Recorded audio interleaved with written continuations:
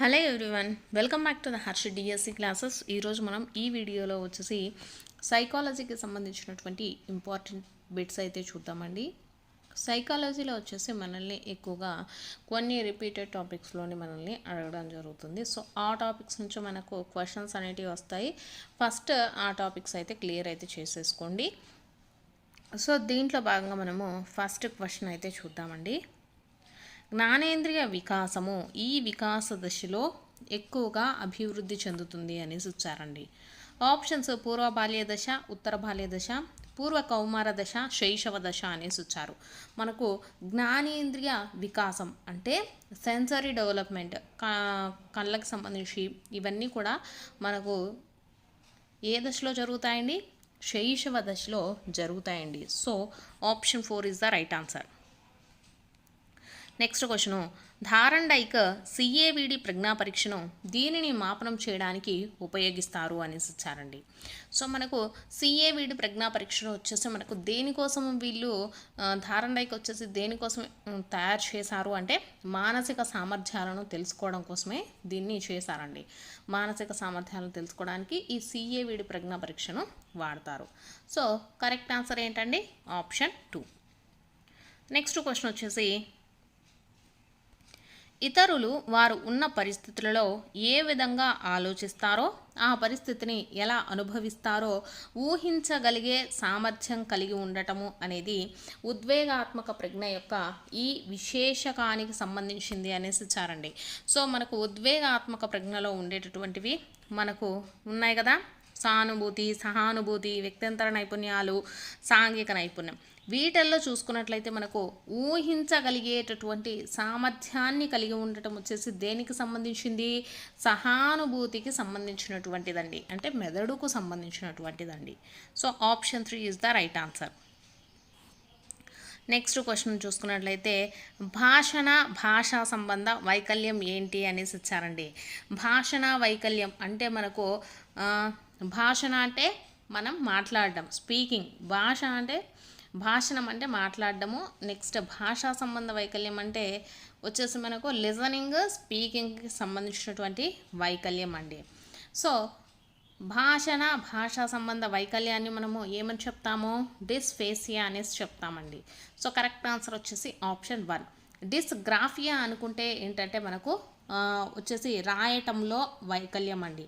Dysgraphia వచ్చేసి రాయటంలో వైకల్యం ఉంటే అంటే లేఖన వైకల్యము. నెక్స్ట్ డిస్కాలిక్యులియా అంటే మీకు అందరికీ కూడా తెలిసిందే, గణిత వైకల్యము. నెక్స్ట్ వచ్చేసి డిస్లెక్సియా అంటే పఠన వైకల్యము, అంటే చదవటంలో అండి, పఠన వైకల్యము. ఎక్కువగా చాలామంది కన్ఫ్యూజ్ అయ్యేది ఏంటి? డిస్ఫేసియా, గ్రాఫియా, లెక్సియా కింద వస్తుందండి. ఫేసియా మీన్స్ ఫేస్ చేయడం. మనం ఎప్పుడు ఫేస్ చేయాల్సింది వస్తుంది? ఎదుటి వాళ్ళతో మాట్లాడేటప్పుడు కదండి మనకు తెలిసేది. రాసేటప్పుడు కానీ మనకు చదివేటప్పుడు కానీ మనం ఫేస్ చేయాల్సినటువంటి అవసరం ఉండదు. ఫేస్ అని గుర్తుపెట్టుకోండి. ఫేస్ అంటే ఏంటి? మనము మాట్లాడటం అని గుర్తుపెట్టుకోండి. డిస్ఫేసియా. నెక్స్ట్ గ్రాఫియా అంటే ఏంటి? రాయటము. లెక్సియా అంటే పఠనము. ఇలా గుర్తుపెట్టుకోండి. క్యాలిక్యులియా అంటే మీకు తెలిసిందే, గణిత వైకల్యము, గణిత సంబంధమైనటువంటి వైకల్యం అండి. నెక్స్ట్ క్వశ్చన్ చూసుకున్నట్లయితే, ఈ సిద్ధాంతం ప్రకారము పిల్లవాడు తన పరిసరాలతో అయత్న సిద్ధ ప్రతిచర్యల వల్ల విషయాలను నేర్చుకొని అవగాహన చేసుకుంటాడు అనేసి ఇచ్చారండి. సో మనకు అయత్న సిద్ధ సాపత్స్యము ఇవన్నీ కూడా దేంట్లో ఉన్నాయండి? పియాజే సంజ్ఞానాత్మక వికాసంలో ఉన్నాయన్నమాట. సో పియాజే సంజ్ఞానాత్మక వికాసం ప్రకారం వచ్చేసి పిల్లవాడు తన పరిసరాలతో అయత్న సిద్ధ ప్రతిచర్యల వల్ల విషయాలను నేర్చుకొని అవగాహన అయితే చేసుకోవడం జరుగుతుందండి. సో ఆప్షన్ 1 వచ్చేసి కరెక్ట్ ఆన్సర్. నెక్స్ట్ చూసుకున్నట్లయితే, ప్రజ్ఞాలబ్ధి అంటే ఐక్యూ అనమాట. ఐక్యూను సూచించేది ఏది అనేసి ఇచ్చారండి. వ్యక్తంతర భేదాలు, వ్యక్తుల మానసిక వికాసం, వ్యక్తి అంతర్గత భేదాలు, వ్యక్తుల శారీరక వికాసం అనేసి ఇచ్చారు. మనకు ప్రజ్ఞాలబ్ధి ఐక్యూ అనేది మానసిక వికాసానికి సంబంధించిందండి. Option 2 is the right answer. మనకు ఐక్యూ అంటే ప్రజ్ఞాలబ్ధి వచ్చేసి మనకు వ్యక్తి అంతర్గత కానీ అంతర భేదాలు వీటికి సంబంధించింది కాదండి, మానసిక వికాసానికి సంబంధించింది. నెక్స్ట్ క్వశ్చన్ చూసుకున్నట్లయితే, మూర్తిమత్వ వికాసంలో మనకు జనన పూర్వ మరియు జననాంతర కారకంగా పనిచేసేవి ఏవి అనేసి ఇచ్చారు. అంటే మనకు శిశువు అనేది లోపల అంటే మనకు కడుపులో ఉన్నప్పుడు తర్వాత బయటికి వచ్చిన తర్వాత కూడా మనకు కారకాలుగా పనిచేసేవి అంటే మూర్తిమత్వ వికాసంలో కారకాలుగా పనిచేసేవి ఏవి అని అడుగుతున్నారు. తల్లిదండ్రుల వైఖరి, తల్లి ఆహారపు అలవాట్లు, కుటుంబ పరిసరాలు, తల్లి శారీరక ఆరోగ్యం అనేసి ఇచ్చారు. సో వీటిల్లో మనకు ఎక్కువగా మనకు ఇక్కడ తల్లి ఆహారపు అలవాట్లు కూడా మనకు పనిచేస్తాయండి. ఇక్కడ కుటుంబ అవసరాలు పనిచేస్తాయి.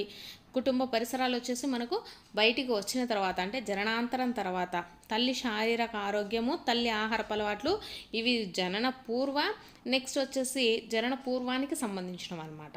సో ఇక్కడ ఏమడిగారు మనల్ని, జనన పూర్వ అడిగారు, జననాంతర కారకంగా కూడా అంటే పుట్టకముందు పుట్టిన తర్వాత మనకు కారకాలుగా పనిచేసేవి ఏంటివండి, తల్లిదండ్రుల వైఖరి. So option 1 is the right answer.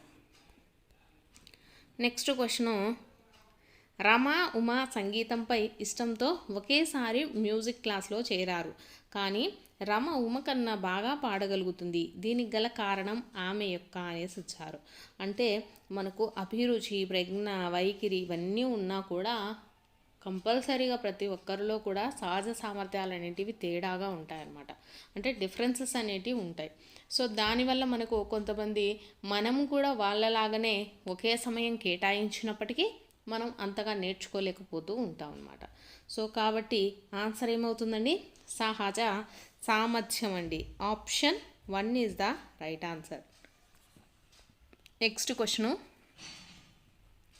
పావులో ప్రయోగంలో నిబంధన జరిగిన తర్వాత ఆహారం అనేది అనేసి ఇచ్చారండి మనకు.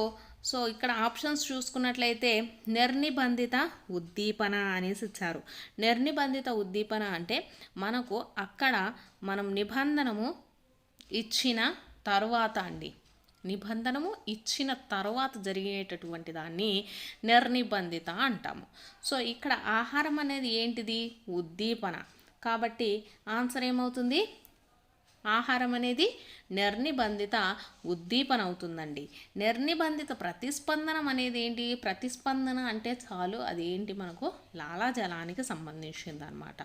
సో ఇది కూడా నిబంధిత ప్రతిస్పందన అంటే లాలాజలానికి సంబంధించింది. నిబంధిత ఉద్దీపన అంటే ఏంటంటే మనం ఎటువంటి దానికి నిబంధనం అనేది ఏమి చేయకుండా దాని సహజత్వంగా అంటే దాని సహజంగా మనకు ఉండేటటువంటి అలవాట్లను నిబంధిత ఉద్దీపన కింద చెప్తాము. ఇక్కడ మనం నిబంధన జరిగిన తర్వాత అని అడిగారు కాబట్టి ఆన్సర్ ఏమవుతుంది, నిర్నిబంధిత ఉద్దీపన అవుతుందండి. ఆప్షన్ 1. నెక్స్ట్ క్వశ్చన్ చూద్దాం.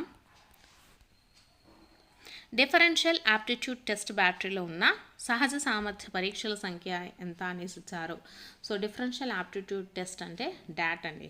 దీంట్లో సహజ సామర్థ్యాల పరీక్షల సంఖ్య ఎంత, 8 అయితే దీంట్లో ఉంటాయండి. సో ఆప్షన్ 4 రైట్ అండి. నెక్స్ట్ క్వశ్చను, భాషా వికాసంలో మొట్టమొదటి దశ ఏది అనేసి ఇచ్చారండి. సో భాషా వికాసంలో మనకు మొట్టమొదటి దశ ఏదండి, ప్రాగ్భాషా దశ.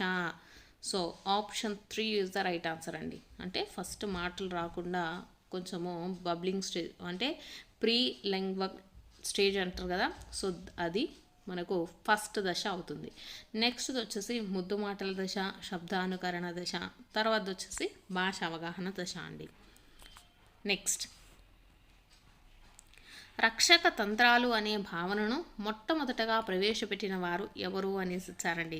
మనకి రక్షణ తంత్రాలు అనేటటువంటివి మొత్తం ఉన్నాయి కదా, నిరాకరించడం, ఉపసంహరణ, పరిహారం, విస్థాపనం, హేతుకీకరణము, ఇవన్నీ కూడా రక్షణ తంత్రాలు.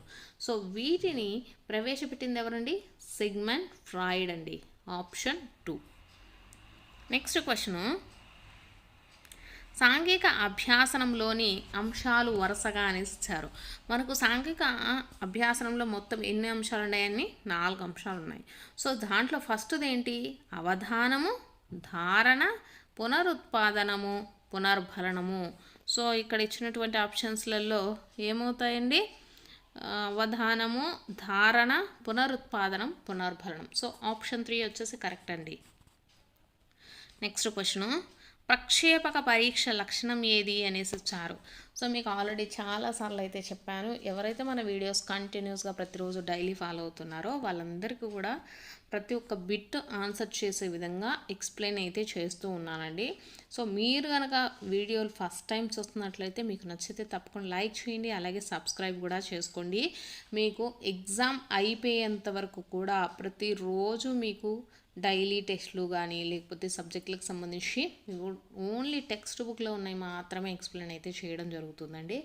సో కాబట్టి ఎవరైతే ఫస్ట్ టైం చూస్తున్నారో మీకు నచ్చితే తప్పకుండా లైక్ చేసుకొని సబ్స్క్రైబ్ చేసుకొని ఫాలో అవుతూ ఉండండి.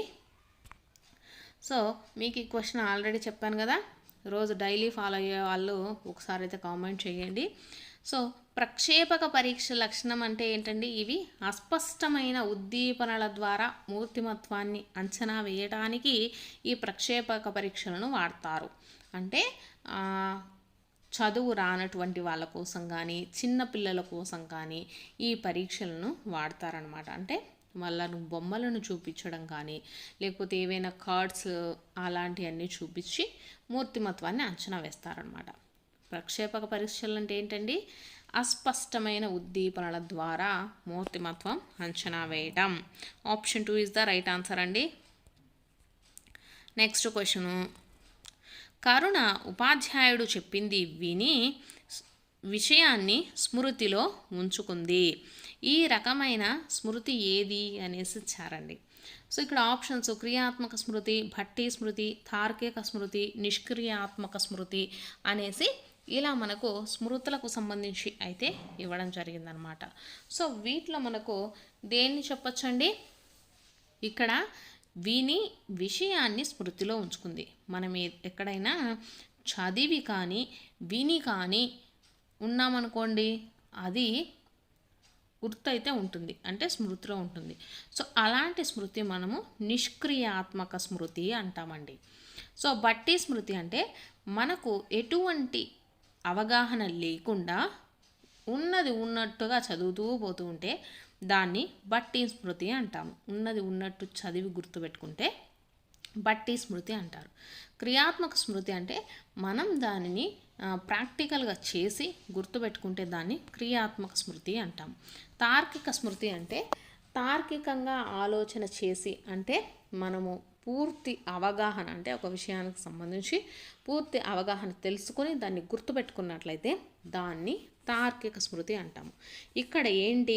ఉపాధ్యాయుడు చెప్పి విని విషయాన్ని స్మృతిలో ఉంచుకుందనమాట. విని కానీ చదివి కానీ విషయాన్ని స్మృతిలో ఉంచుకున్నట్లయితే అది నిష్క్రియాత్మక స్మృతి కింద చెప్తామండి. ఆప్షన్ 4. నెక్స్ట్, చోమ్స్కీ సిద్ధాంతానికి సంబంధించిన సరి అయిన ప్రవచనం ఏది అనేసి ఇచ్చారండి. ఆప్షన్స్లో తల్లిదండ్రులను అనుకరించడం ద్వారా పిల్లలు భాషను నేర్చుకుంటారు అనేసి ఇచ్చారు. ఇదైతే కాదు. నెక్స్ట్ సెకండ్ది, తమ చుట్టూ ఉన్న మనుషులను పరిశీలించడం ద్వారా పిల్లలు భాషను నేర్చుకుంటారు అనేసి ఇచ్చారు. ఇది కూడా కాదండి. పిల్లలు పుట్టుకతోనే భాషను నేర్చుకునే అంతర్గత సామర్థ్యాన్ని కలిగి ఉంటారు అనేసి ఉంది. సో ఇది కరెక్ట్ అండి. చోమ్స్కీ అంటే మనకు గుర్తు రావాల్సింది ఏంటంటే ప్రవచనము పిల్లలు పుట్టుకతోనే భాషను నేర్చుకునే అంతర్గత సామర్థ్యాన్ని, అంటే పిల్లలు పుట్టకముందే వాళ్ళు అంతర్గత సామర్థ్యాన్ని ఉంటారనమాట. పిల్లలు మనకు కడుపులో తయారు అయ్యేటప్పుడే వాళ్ళు భాషను ఎలా నేర్చుకోవాలి అనేటటువంటి అంతర్గత సామర్థ్యం వాళ్ళకు ఉంటుంది అనేసి మనకు చోమ్స్కీ సిద్ధాంతం అయితే చెప్తానండి. So option 3 is the right answer. Next question, ఎలాంటి శిక్షణ అభ్యాసనం లేకుండా వ్యక్తి ప్రవర్తనలో క్రమంగా మార్పులు సంభవిస్తే వాటిని ఈ విధంగా పరిగణించవచ్చు అనేసి ఇచ్చారండి. సో ఆప్షన్స్ పరిసరాల వల్ల ఏర్పడిన వికాసం అనేసి ఇచ్చారు. కాదు. పెరుగుదల వలన ఏర్పడిన వికాసం అనేసి ఇచ్చారు. ఇది కూడా కాదు. సమాజం వల్ల ఏర్పడిన వికాసం ఇచ్చారు. ఇది కూడా కాదండి. సో ఎలాంటి శిక్షణ అభ్యాసనము లేకుండా వ్యక్తి ప్రవర్తనలో క్రమంగా మార్పులు అనేటివి ఎప్పుడు వస్తాయండి? పరిపక్వత వల్ల వస్తాయండి. So option 4 is the right answer. Next,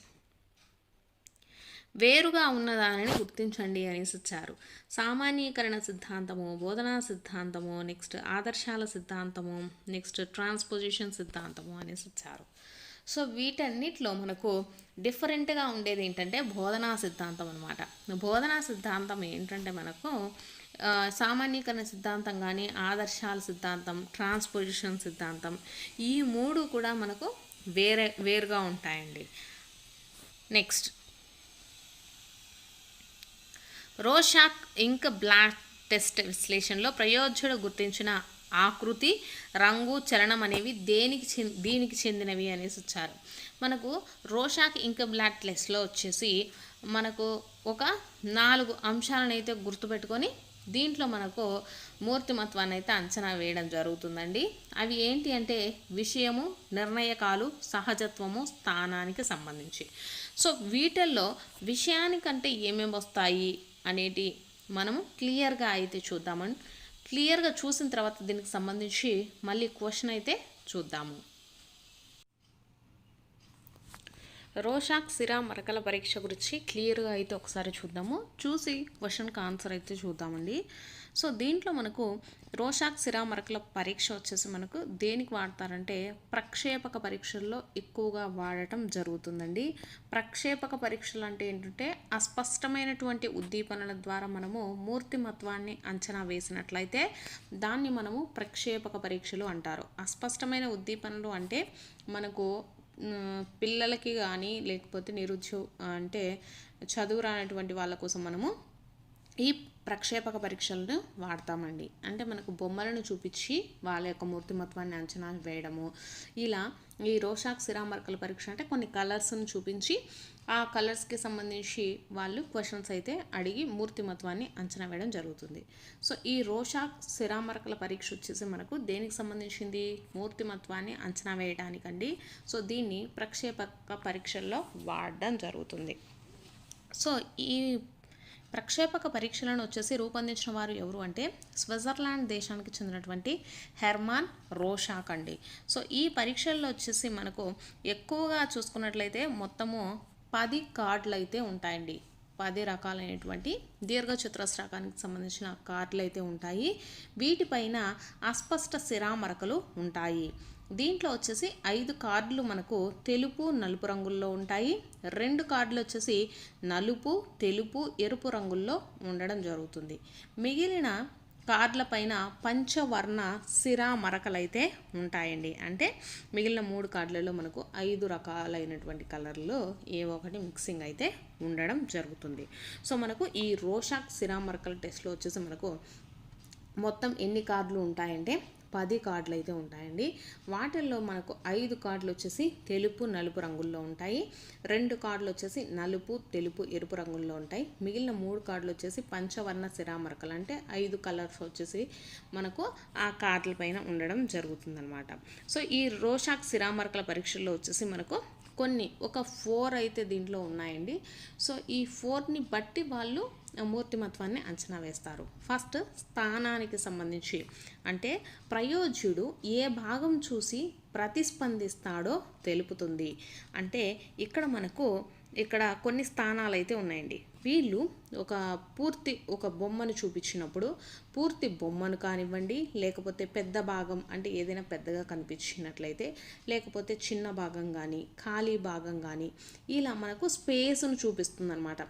అంటే మనకు ఏదైనా మూర్తిమత్వాన్ని అంచనా వేసినప్పుడు అంటే స్పేస్ అంటే ఏమేమి వస్తాయంటే ఇవన్నీ వస్తాయండి. స్థానానికి సంబంధించి అంటే పూర్తి బొమ్మ గురించి కానివ్వండి, పూర్తి బొమ్మలో ఉండేటటువంటి పెద్ద భాగం, చిన్న భాగం, ఖాళీ భాగం ఇవన్నీ వీటికి సంబంధించింది. మొత్తం వచ్చేసి మనము స్థానము అనేటటువంటి అంశానికి సంబంధించింది. నెక్స్ట్ చూసుకున్నట్లయితే విషయానికి సంబంధించింది ఏంటంటే ఇచ్చిన సిరామరకల కార్డులో ఏం చూసాడో తెలుపుతుంది. సో మీకు వీటికి సంబంధించి క్వశ్చన్స్ ఆన్సర్ చేసేటప్పుడు మీకు వీటికి సంబంధించి క్లియర్ ఇన్ఫర్మేషన్ తెలుస్తుందండి. ఫస్ట్ ఇది చూసిన తర్వాత మనం క్వశ్చన్ కూడా చూద్దాము, మీకు కంప్లీట్గా అయితే అర్థమవుతుంది. సో విషయానికి సంబంధించి మనకు ఏమేమి వస్తాయంటే మనకు అక్కడ ఇచ్చినటువంటి బొమ్మలో మానవ రూపం కానీ, లేకపోతే జంతు రూపం కానీ, లేకపోతే మానవ భాగము, జంతు భాగము, ప్రకృతి భాగము, ప్రాణరహితమైనవి ఇవన్నీ చూసి అతను మనకు చెప్పినట్లయితే సో అది మనకు విషయానికి సంబంధించిందండి. నెక్స్ట్ చూసుకున్నట్లయితే నిర్ణయకాలు అంటే ఉద్దీపనల్లో దేని ఆధారంగా నిర్ణయం తెలుపుతున్నాడో ఇది తెలియజేస్తుందన్నమాట. సో ఆకారము అంటే మనకి ఇచ్చినటువంటి దాంట్లో ఆకారాన్ని చూసి కానీ రంగు, అలాగే తేలిక రంగు గల ప్రదేశము, లేకపోతే కదలికలకు సంబంధించి మనకు అతను చెప్పినట్లయితే అది దేనికి సంబంధించింది, నిర్ణయకాలకి సంబంధించింది. నెక్స్ట్ ఇంకొకటి కూడా చూద్దాము. ఇంకోటి ఏంటండి, మౌలికాలు అంటే ఎలాంటి నిర్ణయాన్ని తెలుపుతున్నాడో తెలుపుతుందన్నమాట. స్వతంత్ర అభిప్రాయాలు లేదా సామాన్యంగా చెప్పే అభిప్రాయాలు. స్వతంత్ర అభిప్రాయాలంటే అతను కొంతమంది అక్కడ కనిపించినా కనిపించకపోయినా ఏదో ఒకటి చెప్పేస్తూ ఉంటారు కదా, అలా సొంత అభిప్రాయాలు చెప్తున్నాడా, లేదా సామాన్యంగా చెప్పే అభిప్రాయాలు అంటే దాన్ని బట్టి అతను ఏమనుకుంటున్నాడో సామాన్యంగా చెప్పేటటువంటి అభిప్రాయాలు. ఇవి మనకు మౌలికాల కింద వస్తాయి. సో మనకు ఈ రోషాక్ శిరామరకల గురించి చూసారు కదా. సో ఇప్పుడు క్వశ్చన్ అయితే చూద్దామండి, మీకు క్లియర్గా అయితే అర్థమైతే అవుతుంది. సో ఇప్పుడు క్వశ్చన్ చూద్దామండి. ఈ రోషాక్ టెస్ట్లో వచ్చేసి గుర్తించిన ఆకృతి, రంగు, చలనము అనేవి మనకు దేనికి సంబంధించినవండి? ఇవి వచ్చేసి మనకు నిర్ణయకాలకి సంబంధించినవి. Option 2 is the right answer. Next question, Pavani ఒక పద్యాన్ని మొదట 8 ప్రయత్నాల్లో నేర్చుకుందనమాట. కొంతకాలం తర్వాత ఆ పద్యాన్ని 2 ప్రయత్నాలలో తిరిగి నేర్చుకుంది. అయితే పొదుపు గణన అనేసి ఇచ్చారండి. సో మనకు పొదుపు గణనను చూసుకున్నట్లయితే ఇక్కడ ఫస్ట్ అసలు ప్రయత్నాలు, మొత్తం అసలు ప్రయత్నాలు ఎన్ని, 8 మైనస్ పునరుభ్యాసన ప్రయత్నాలండి. పునరుభ్యాసన ప్రయత్నాలు ఎన్ని, 2 బై మనకు అసలు ప్రయత్నాలు అంటే 8 అండి, ఇంటూ 100. సో ఇక్కడ 6/8 ఇంటూ